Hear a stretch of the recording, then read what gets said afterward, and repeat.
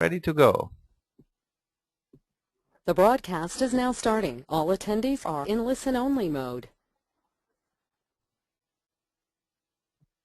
Hello everybody, welcome today to our webinar. We're delighted so many of you have been able to join us. This webinar is an introduction to record matches, which is a really exciting new technology that MyHeritage launched 2 weeks ago today. It's a new feature which automatically finds historical records and newspaper articles relevant to your family tree and alerts you to them. We just wanted to give a few pointers to get the most out of this webinar. We recommend closing or pausing any unused programs, such as email, Skype, or Dropbox. Turn up your speakers or use headphones. You can open a webinar's control panel to make the most of the features there, and also have a pen and paper handy to take notes. If you have any questions, you can type them into the question box, and one of the webinar team will respond to you. Our webinar team today is myself, Aaron Godfrey. I'm the US and UK Community Manager for MyHeritage. And we have Daniel Horowitz, who's the Chief Genealogist for MyHeritage. And joining us is also Dear Myrtle, author of the award-winning Dear Myrtle genealogy blog. So without further ado, we're going to hand over the controls to Daniel.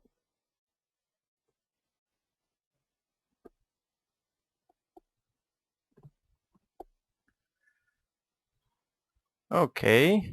Hello, everybody. It's really a pleasure for me to be here with you today. I will guide you to this new technology, as Aaron was explaining, the record matches. I will show you how it works, what you're going to see on your MyHeritage site, and how you can take advantage of this. And all this started by being free, and as most of things in life, but sometimes you need to pay a small fee to get beyond the basics. So on my presentation, everything that I'm talking about is free, unless you see that ribbon on the corner that says data plan, and I will talk about it in a couple of minutes. You will understand more when we get there. And all this started a good couple of months ago when MyHeritage released our SuperSearch. You can actually use it, still use it, www.myheritage.com/research. It will take you to the main page where you can see all the different categories. We have classified all our data. And in here, you can simply go and choose one specific if you like. In this case, I was in particular interested on immigration and travels. Then you can simply put the name of the person you're looking for. You click on search, you get the list of results. You choose which one you want to see. In this case, because of the birth date and all the information that I have from the person, the family member I'm looking, I know that this may be a very good match, and I can simply go there and see the information, read about this collection, and inclusive go to the source and see the record. Now, obviously this is a little bit complicated, or it takes a long time if you have more or less a big family tree. In my case, we're talking about 7,000 people. And don't worry, I'm not one of the biggest one on MyHeritage. So we wanted to make it easier for you to find all these records and all these results for all the people in your family tree. We came up with MyHeritage Record Matches. Record Matches is a feature that automatically will find the historical records and newspapers that will match each individual on your family tree. This is done with a database or a library of more than 4 billion global records. We have birth, marriage and death, census, immigration, military, historical newspaper, and many, many more records from all over the world. A majority, of course, is from the United States, but we have also the UK, we have Europe, we have Australia, Canada, all different kinds of databases and records. It will run automatically to help you discover your family history, so practically you don't have to do anything, just sit back and relax. And of course, it obeys the law that the more people you have in your family tree, better chances to get record matches and better, actually, record matches. Also, if you have more information about those people, the better chances you have. Okay, so this is the home page on MyHeritage, and you can see that on the left panel we have placed over there a small announcement that we found record matches for you. In this case, my own family, 195 records in 6 collections. So all what I need to do is take my mouse, click on here, and I will be taken to the collection page. As it was advertised, I have 6, in this case, 6 matches in 4 collections. Those are the collections I'm currently viewing. I can sort these collections either by the name of collection or the number of matches, which you will find here on the right side. All this sorting is just to make it easier for you to work with the matches. And in case that you have more of the matches that will fit on your screen, you have a pagination on the bottom of every page. You can also choose how many results you want to see per page. You can also see the matches by people. If you prefer, you will have a list of the people in your family tree and the amount of matches that we found for each one. Here also you can sort by first name, last name, or amount of matches. And let's go in a little bit deeper and analyze matches for, in this case, my cousin Michael Philip Menchel. Here you have the records, all the records that were matched to this person. This is also sortable by either confidence, the newest matches, status, or the different collections. This makes it very, very easy to work in the newest matches or the ones that are pending, or depending on the collections. On the left side, we are bringing you a little bit of information about this person, and all this is coming from your family tree. So you will know exactly who this Michael Philip is. But in case that you still have a huge family tree or you really don't remember who this person is, and that happens in families, you can also view his profile. Just by clicking down here which says View Profile, we will take you to the page where you have all the information about this individual, and all this is coming from your family tree. Pictures, relationships, different people also related to Michael in this case. Let's go back to the match and see what MyHeritage has found for me. I see an image of a record, which is a newspaper, in this case the Daily Messenger, from New York, March 11, 1976. I know that it's a very good match because MyHeritage is telling me it has 4 stars and belongs to the newspaper archive collection. I have a small text, so I can read a little bit of what the article says and know, for example, if Micah was a spokesman, or the idea would be not to know, but in this case I know he was a little bit into the media business, so probably this is a very good match. And I would like to review this match and know a little bit more, see the article in detail, and actually say if this is or not the correct match. Well, this is the part where we will ask you, in some cases, for a paying subscription. Now, for record matching, you don't need to have a premium account on MyHeritage, meaning that you can have a free account with a small family tree without any problem, and then you can only buy a small package of credit to see the data and just to try it. Or if you really like it and you have a lot of record matches, you can go with the annual subscription. If you want to go beyond that, and this is obviously the best value, you can do the annual bundle and get the data subscription with a premium feature for your family tree. Of course, this will give you a lot of other benefits, and you can later on go into MyHeritage and read all about the premium subscription. So from now on, we will assume that we already have a data plan. You can see in the corner the ribbon that says I'm having a data plan. And here the information, the top information will be more or less what we saw before.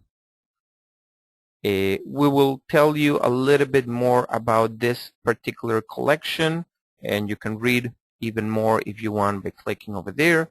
But more important is to scroll down a little bit, and you will see the article, the page of the newspaper right in front of your eyes. Now, I don't pretend you to read all the newspaper in order to find where we put the name, and I'm pretty sure that right now you all spotted that on the right side of the article there is a very tiny yellow mark. Yep, right there. You have a yellow mark, and that means that there is the name that we found for you. And sometimes you can have more than one yellow mark. Sometimes the article mentions the person more than one time, and we recognize that. So let's zoom in a little bit just to be able to read that says that Michael Menschel was a spokesman for the Redskins, said Lizak was a hit of training camp, etc.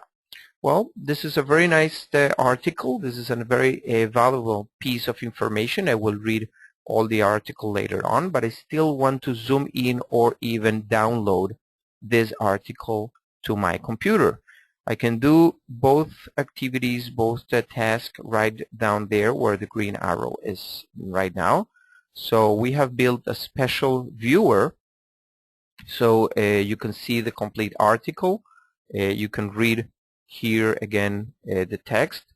In the upper right corner you have an extra button to download this article and use it as a source citation for your data on the family tree. At any time, of course, you can close the viewer and you will get back to the match itself. Now, on the very bottom of this window, you will see that you have two buttons.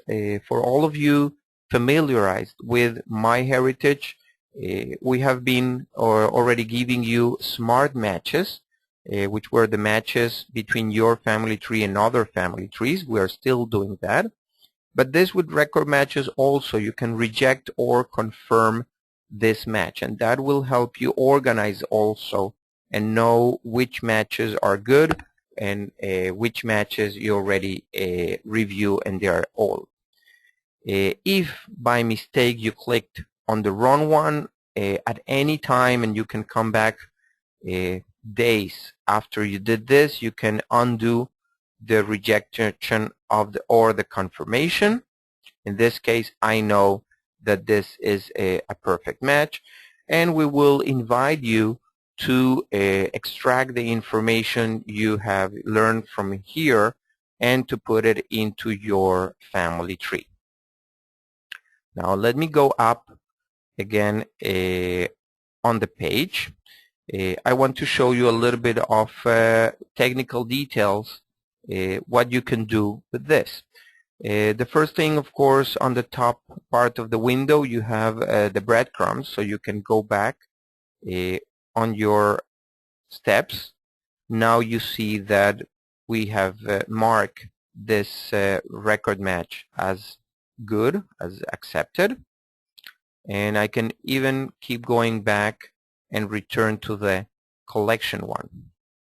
Now, you probably didn't notice, I do want you to notice now that on the left top part of the screen you have filtering options, and we by default are setting a specific filter for you to see the most relevant matches, but I really encourage you to go into the filter and to start playing with the different options you have.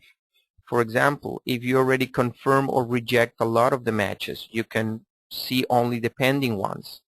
Or if you want to focus on free text resources like newspapers or yearbooks, or you prefer to go to structured data like census and vital tables. And of course, you can move the slider and choose to see more or less accurate matches.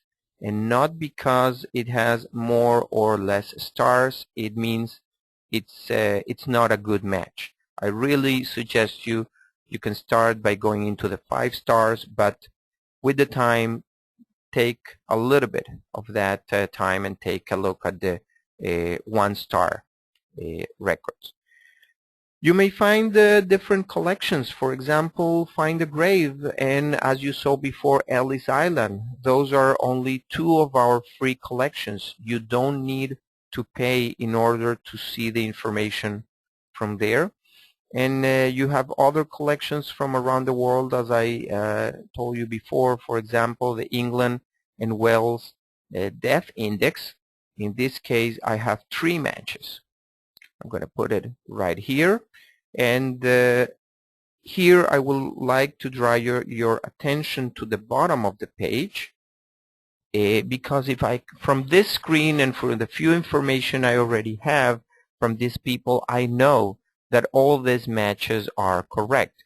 So I don't want to go one by one and start accepting or rejecting. MyHeritage allows me to confirm or reject all the matches at once, and I'm pretty sure you will have a very long list of matches, so you will be using this feature very often.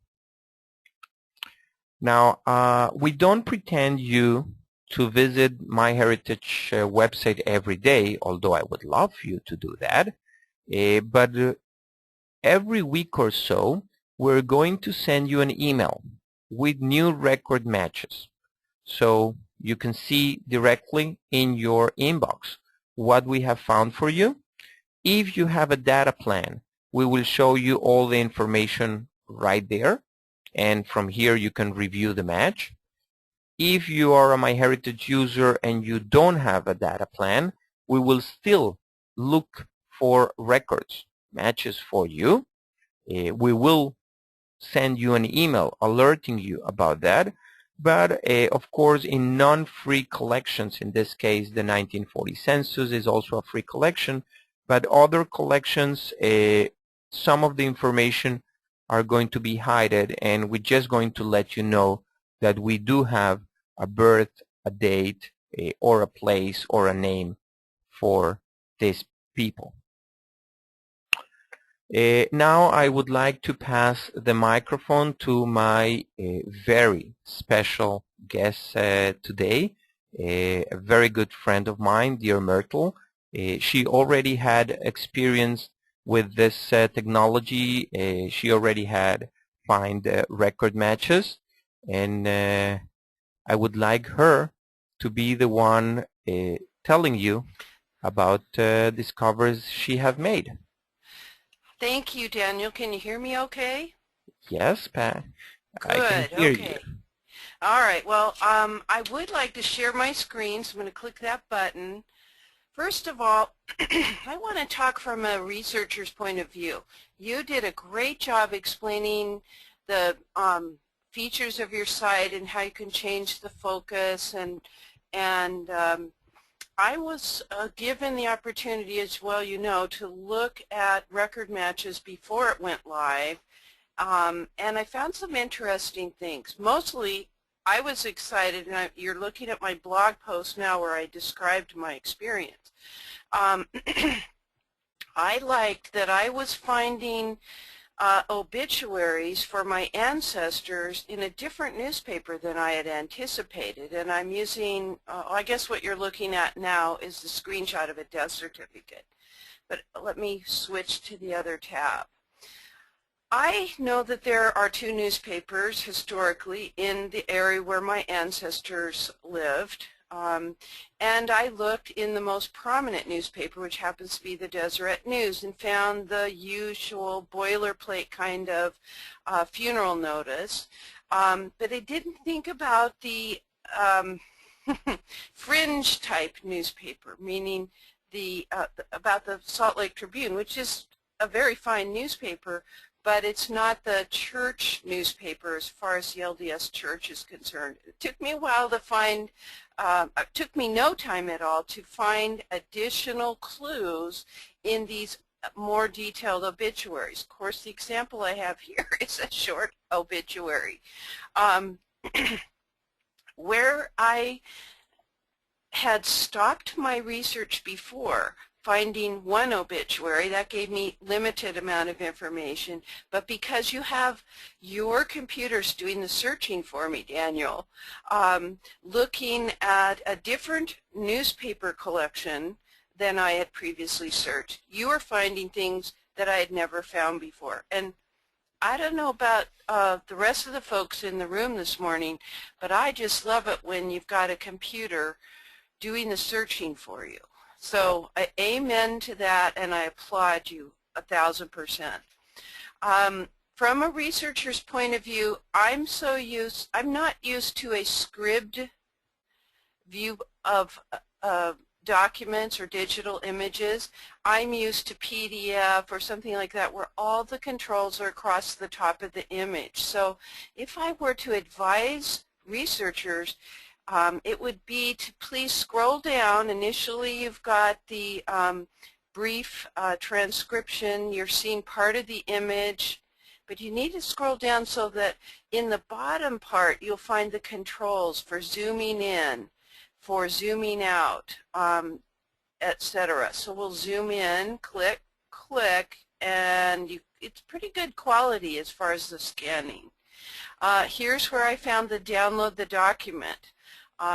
Totally off that control bar. So all it is a matter of figuring out how to use this particular viewer.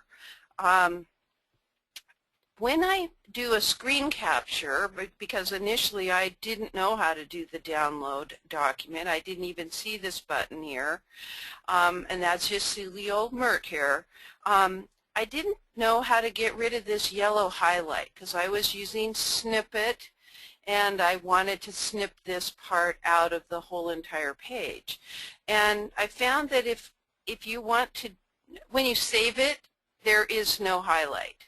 The highlight helps when you're looking at a whole page like this. I mean, I would have a hard time looking through that entire page to find something about an ancestor, George Yearsley. Be interesting to see what Christmas presents there were that year. I don't know.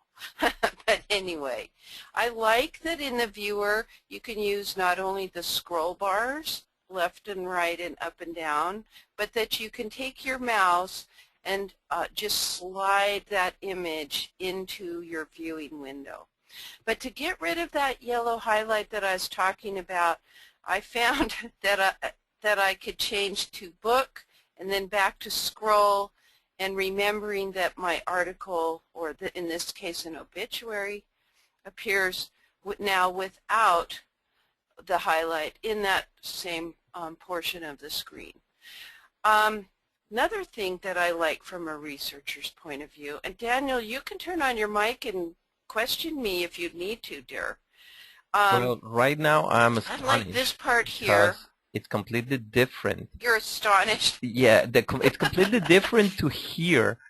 I mean, I have been working a couple of months or so with this record matches where we were testing it on the base Yes. here at MyHeritage, and Yes. I never thought that that will be the problem of Yeah, doing record matches, the technically difficult with the script and how to I know. download a document. That is great. Yes, this is, I've had these same discussions with other developers that, you know, you look at it from let's get it up on the screen, and I like how if I were to start at the beginning, we'll go back one. I like this part where I see a potential match for George Yearsley. Let's do this on his death certificate. And you get the extracted information a few seconds before the document itself comes up. So that lets you know you're at least on the right page. The thing that I like, well, let's confirm because this is the right guy. And I'm going to click confirm. As soon as you do, you get this little part here, which reminds you to extract the information from this record by editing the profile on your tree. So just because I match this to my ancestor, match this document, this death certificate, doesn't mean that it's going to take this extracted information of death and put it in George Yearsley's profile. And in a way, that's very good. First of all, what could have been put as the death date up above where somebody's indexed and extracted could be inaccurate. I might be looking at, and of course this never happens. All of our indexing is 1,000% perfect, right? But, and this is a fairly easy to read death certificate because it has mostly everything typed except for the chronic myocarditis. It's something with the heart. That's all I know about the cause of death. But anyway, if it had been handwritten and the indexer had indexed the death date a certain way, and I'm reading it differently, I like that I can go and edit George Yearsley rather than by my clicking to attach the document. If it had forced that incorrect index death date, I would have been upset about it. So I like that you have that and that you're reminding people to do that. And if you are already copying and pasting the information, which you can do from the summary above, you can also copy the name of the collection or the name of the material and source and do some source citation to that information, so you will know exactly where you took this information, because not because it says on the death certificate that that is the date, and yes, it happens to me. My family swears he died on a different date. So I have multiple death dates for a few people. I totally get that. Now they're saying that he died December 18th, but there's something here about, let's zoom in on this, that he saw him dead. I last saw him dead on 12/20. So we're taking it at somebody else's word. I mean, right there you got two interesting things there. So we don't know when the family is reporting the death, if that's the correct death date. All that the doctor is certifying is that he saw him dead. That's an interesting thing. I've never seen that in a death certificate. Well, and if he saw him dead on the 20th, it means that the burial didn't took place until at least that date. So there you have another piece of information. Totally another piece of information. And sometimes date of death can mean something with regard to insurance and things like that. So there's reasons why the 18th could be wrong. It could have been late on the 18th, maybe the 19th at, 12:01 a.m. Who knows? But we know the doctor is certifying his part of it, and he cannot say, I know he died on the 18th. He says, I saw him dead on the 20th. Interesting. And that's very important, Daniel, to be able to search the collection that we've been drawn to by this George Yearsley. Maybe that gets me going, and I'm thinking, gee, I have other people I think died in Utah. I might want to go look at that collection. Because you've given me access to MyHeritage in your databases, then I can go forward and search that way. And that's another door to get people doing their research. Something you said earlier about those little emails that I get every now and then. I love that your computers are continuing to work while old Mert is sleeping or playing with grandchildren. I love that. And you all are smart to realize that even though a person may not have access yet to the data collection, you're still sending them notices that you're finding matches.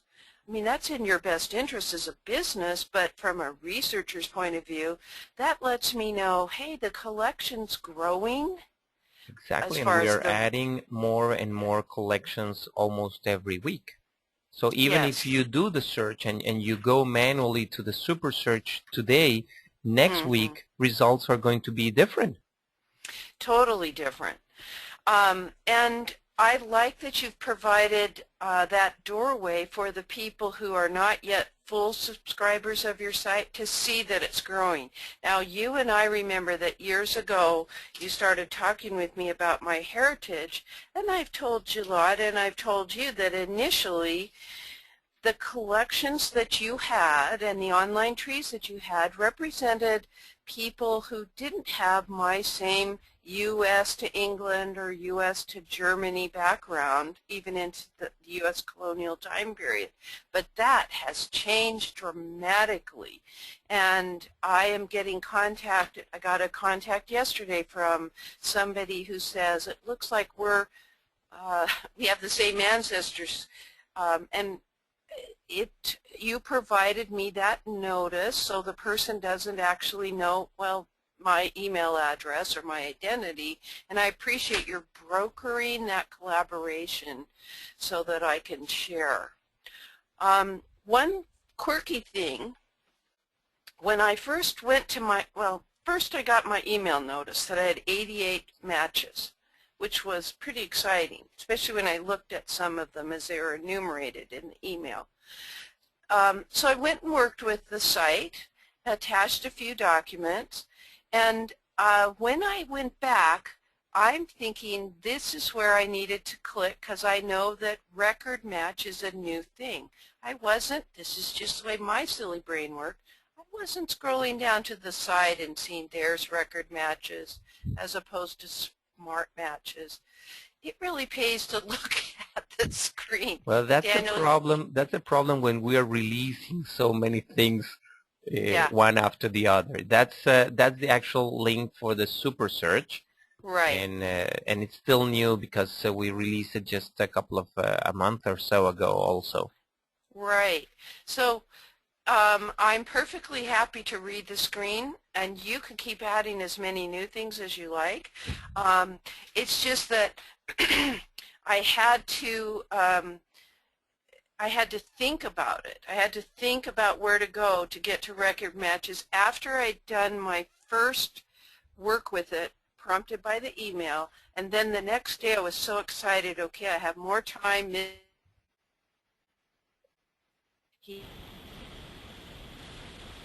And yes, and that's also a good thing with the slider of the filter, because then if you want to dedicate only a half an hour or so to your research, you can go in and evaluate the 5 stars or the 4 stars ones, and if it's like a Saturday or something and you have more time, then you can go with a 1 star and show more of the records that we have found for you. Right. Now, so far, on the 88 that I on this particular tree, I feel matches were pretty much correct, whether it was a 4-star or a 1-star. But I want to talk to you about this rejected option. And it doesn't come up so much here you're actually working with a person. Like, let's go to George Yearsley and look at his 4 matches. So let's say that I've decided that this particular article is not about my George Yearsley.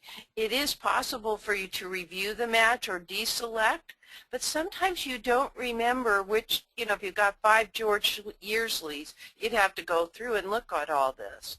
I like that ability to search by people as opposed to by collections. I find I use by people most of the time.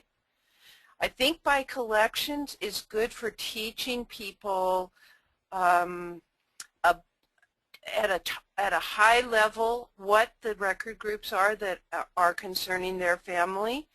I may not want to look, I have a lot of Mormon pioneer ancestors on my daddy's side. My mom's side are definitely anti-Mormon, but I may want to just work on that particular record group. But most of the time I'm over here working through them by people, and I love this orientation with who the parents are. So that's kind of my reaction and my experience, and I'm very excited about record matches. And you didn't pay me to say this because I'm objective in my blog post, but I do need to disclose that you've given me access to this, complimentary access, and I was kind of glad to have it because I made some progress on my tree.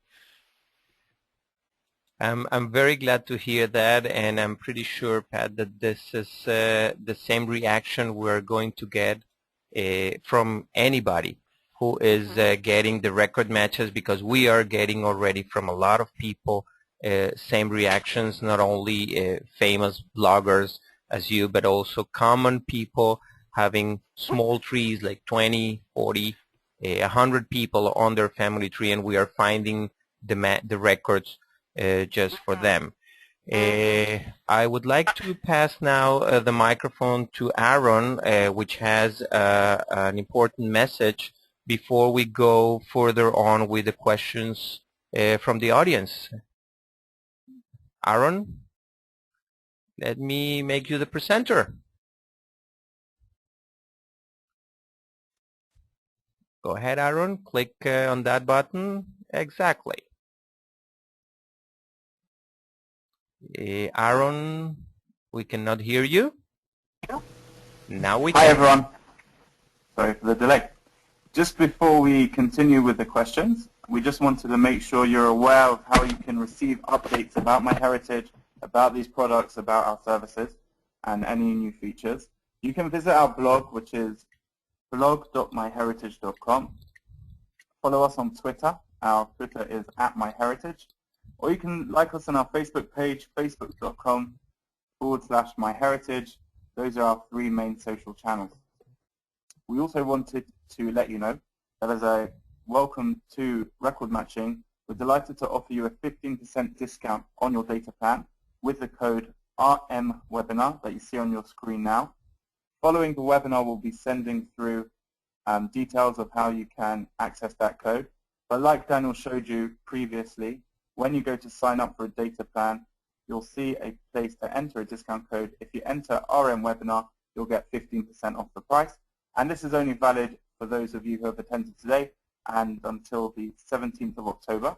So make sure you get that before the deadline passes. Without further ado, we'd like to open it up to questions. You can ask questions via the question facility in the webinar, or alternatively, you can raise your hands and we will then pass the microphone to you to let you ask your question. And so please raise your hands now. And while we start passing the microphone, there was one question already in the chat I would like to read out loud. And it's if the documents that are confirmed, the matches that are confirmed will come up each time when you visit your family tree and you click on the person or on the profile of the person.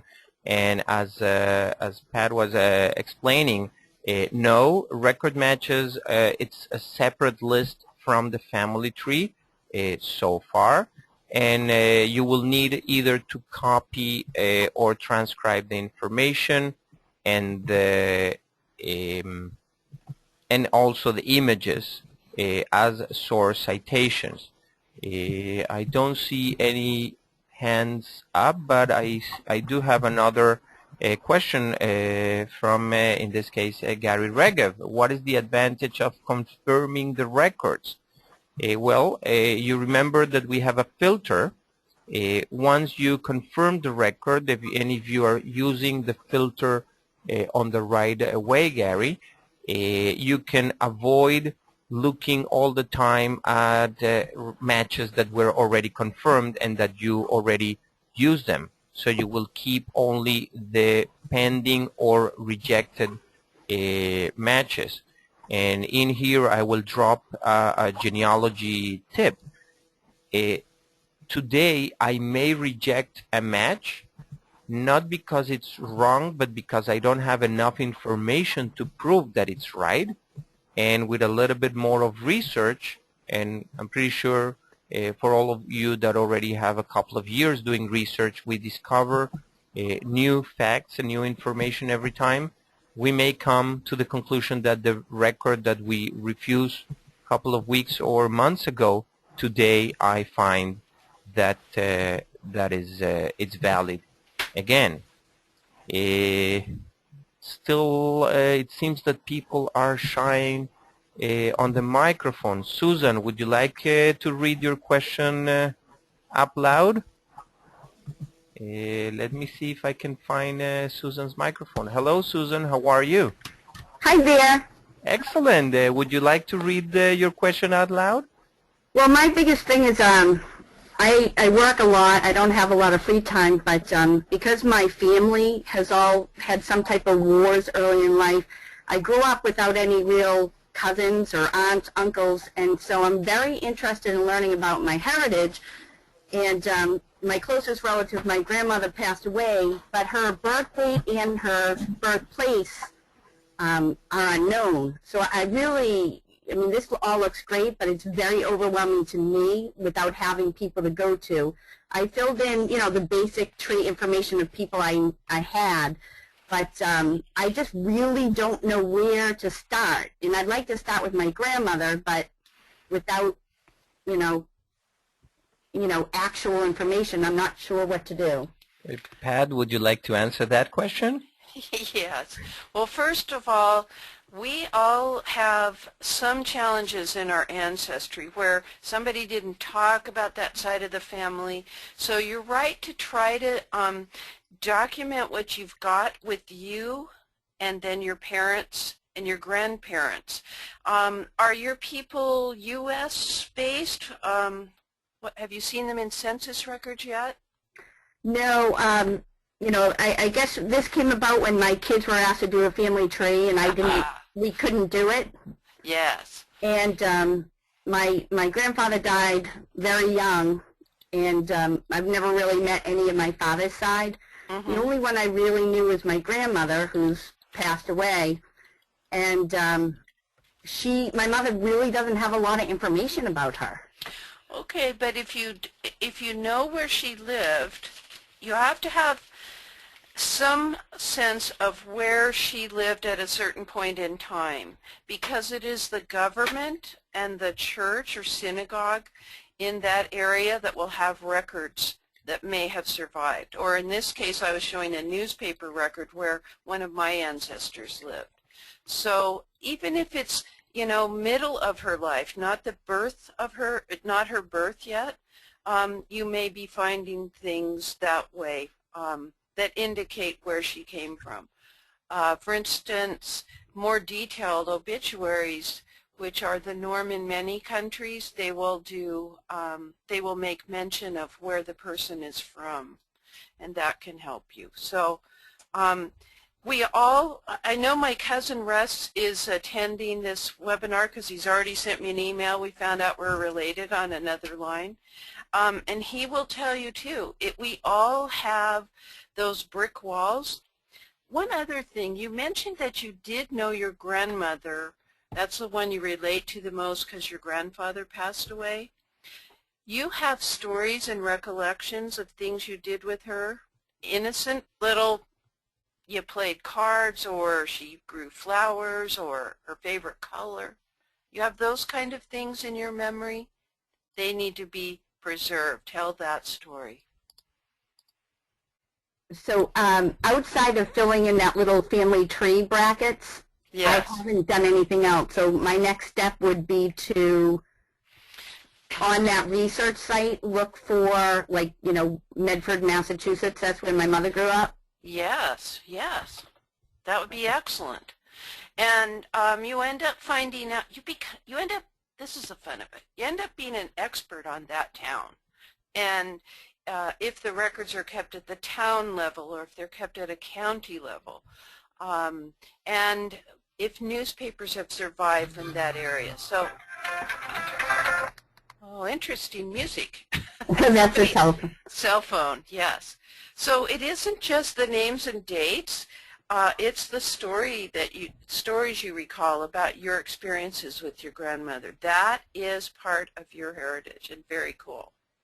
So just in closing, because I don't want to take everybody else's time, I didn't know about that myheritage.com/research. So is that where I would go to start? Yeah, Yeah, I will ahead, suggest Daniel. to Susan to start building your family tree with the facts you know on MyHeritage with a free account, and let us do the search for you. We will start giving you smart matches, which is what Pat just said with Ross that we found, and you will get also record matches. And as you put more information than information you know on the family tree, we will have more to work with, and we will be able to provide you with those pieces of information. Then yes, it will be, as Pat is saying, up to you to actually go into other repositories Right. we may not have, to go to that county and to do a little bit of research of your own. Okay. Thank you very, very much, Susan, for Thank being you. here with us today. Mm-hmm. And now I would like to answer DB